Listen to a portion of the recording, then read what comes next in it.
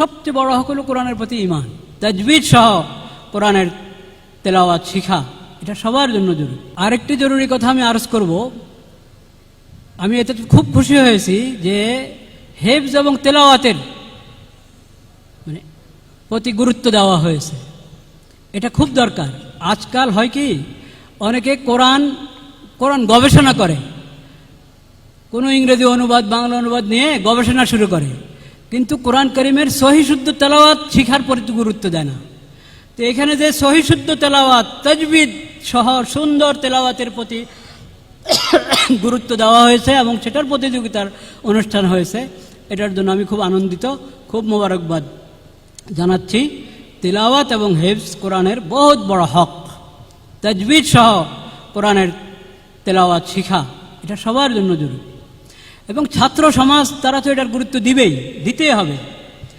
তারা যখন এটার গুরুত্ব দিবে, তাদের শিক্ষকদের মধ্যে যদি কারো এখনও কোরআন শিখা না হয়ে থাকে, তারা সহিশুদ্ধ কোরআন শেখার চেষ্টা করবে। এবং তাদের পরিবারের মধ্যে তাদের মা বাবা ভাই বোন, তাদের যদি কেউ এখনও কোরআন মজিদ না শিখে থাকে, সহিশুদ্ধ তেলাওয়াত না শিখে থাকে, তারা শেখার চেষ্টা করবে।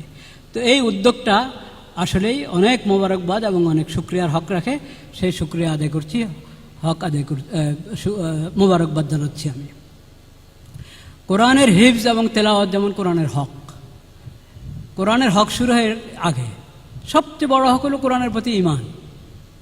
কোরআনের প্রতি ঈমান, তারপরে কোরআনের ইলম, কোরআনে জিন্দেগি গড়া, আমল, কোরআন তেলাওয়াত করা, কোরআনের প্রতি দাওয়াত দেওয়া, এসব কোরআনের হক। বিশেষ করে ঈমানটার প্রতি আমরা খেয়াল করি।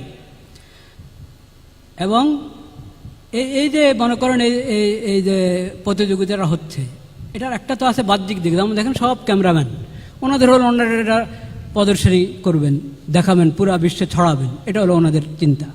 এটার মধ্যে একটা ন্যাক নিয়ত থাকতে পারে অনেকের, এবং আশা করি থাকবে ইনশাআল্লাহ, যে শুধু দেখানোর জন্য না, বরং উৎসাহ প্রদানের জন্য। হ্যাঁ, আশা করি এরকম নিয়ত থাকবে ইনশাআল্লাহ। তো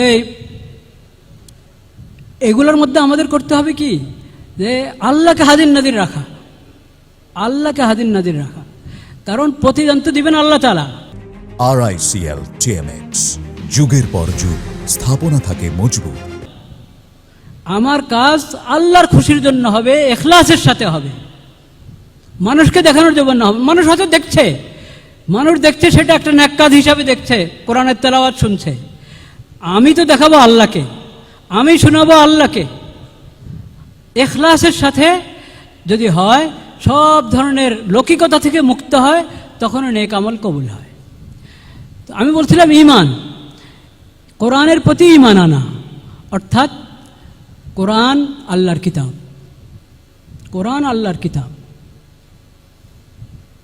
একজন মুমিন, একজন মুসলিম, সেই মুমিন হতে হলে, মুসলিম হতে হলে আল্লাহর প্রতি ঈমান আনতে হয়, আল্লাহর রসুলের প্রতি ঈমান আনতে হয়, এবং কোরআনের প্রতি ঈমান আনতে হয়।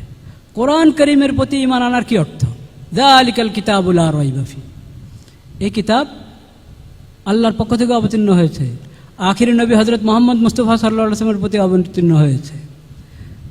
আখিরি নবী, সর্বশেষ নবী হযরত মুহাম্মদ মুস্তাফা সাল্লাল্লাহু আলাইহি ওয়াসাল্লামের প্রতি অবতীর্ণ হয়েছে, এবং এটা সর্বশেষ আসমানি কিতাব। এই কিতাবের মাধ্যমে আল্লাহ তাআলা আমাদেরকে ইসলামী শরীয়ত দিয়েছেন। এই কিতাব অবতীর্ণ করেছেন হযরত মুহাম্মদ মুস্তাফা সাল্লাল্লাহু আলাইহি ওয়াসাল্লামের প্রতি। তার সিরতকে আমাদের জন্য আল্লাহ তাআলা নির্ভুল এবং উত্তম নমুনা বানিয়েছেন। তাহলে কোরআনের প্রতি ঈমান, রসুলের প্রতি ঈমান, আখিরি নবী হিসাবে তাকে মানা, আখিরি নবী হিসাবে তাকে মানা, নিছক শুধু একজন রসুল হিসাবে না, তিনি রসুল আল্লাহর এবং সর্বশেষ রসুল। তার কিতাব সর্বশেষ কিতাব, তাকে আল্লাহ যে শরীয়ত দান করেছেন এটি সর্বশেষ শরীয়ত। তার হাদিস, তার সুন্নাহ, তার সিরত ইসলামের দলিল, শরীয়তের দলিল। এইভাবে কোরআনের প্রতি ঈমান আনলে এটা হলো ঈমান। এবং এখন কোরআনের দাবি আমাদের কাছে যে কোরআনের বিধানগুলো তুমি জানো, কোরআনের বিধান নিজের জিন্দেগিতে বাস্তবায়ন করো। কোরআনকে তাকে রাখার জন্য না, কোরআনকে গিলাফে বন্ধ করে তাকে রেখে দেওয়া, এটা কোরআনের একরাম। কিন্তু কোরআনকে তেলাওয়াত করতে হবে, পড়তে হবে, বুঝতে হবে, কোরআনে জীবন গড়তে হবে, কোরআনে জীবন গড়া।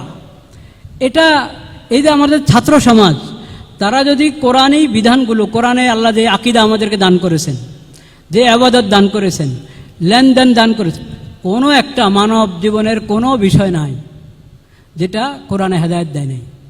এটা রাষ্ট্র পরিচালনা কত বড় বিষয়। কোনো একটা অঙ্গন রাষ্ট্রের এমন পাবেন না যেখানে কোরআন হেদায়েত দেয় নাই। নবীজির সিরতে যেখানে নমুনা নাই, নবীজির হাদিসে যেখানে নমুনা নাই,